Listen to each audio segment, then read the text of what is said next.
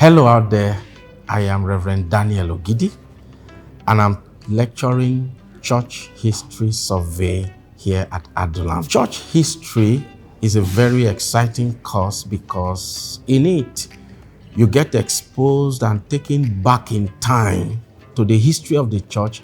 how it all began right from the time of the days of the apostles of Jesus through the time of the early church fathers, cutting across the medieval times into the modern times, so that we can understand how things have been until it gets to where we are today.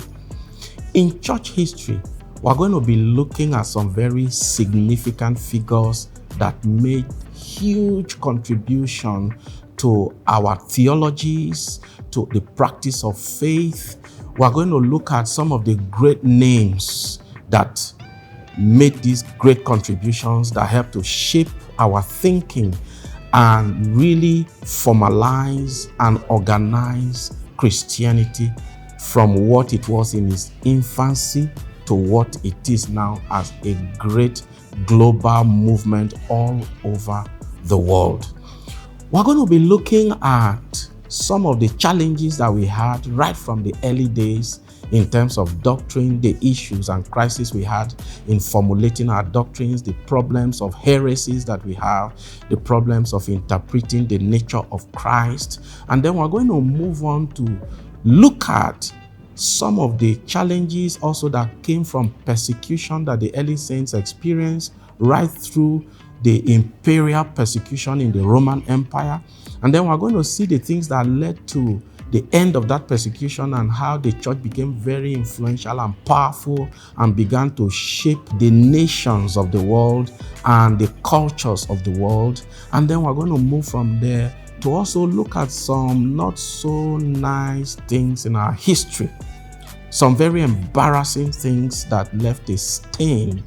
on our history as a church, and some of the things that crept in that created problems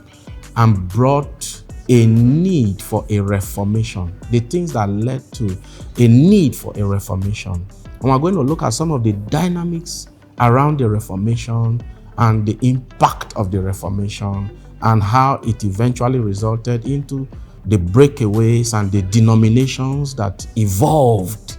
out of what the church was as a single unit. And today we have so many denominations. We're going to look at the history of how that all began. And we're going to also look at some of the challenges that God helped us to overcome to get us to where we are today. There are great lessons we need to learn, because one of the major reasons why there is need to learn church history is because it's going to give us perspective of the past so that we'll be able to make sense of the present and be able to plan for the future. It's going to help us understand the moves of God in the past and be able to critique some of the things going on in the church today and ensure that we are on the path of truth and be able to distinguish that from the error that we have that are prevalent in the church today. And so there is a lot of benefits that church history brings on the table, and every believer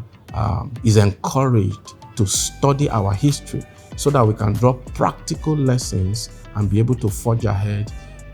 in the future of the church and understand the things that God is doing in our time.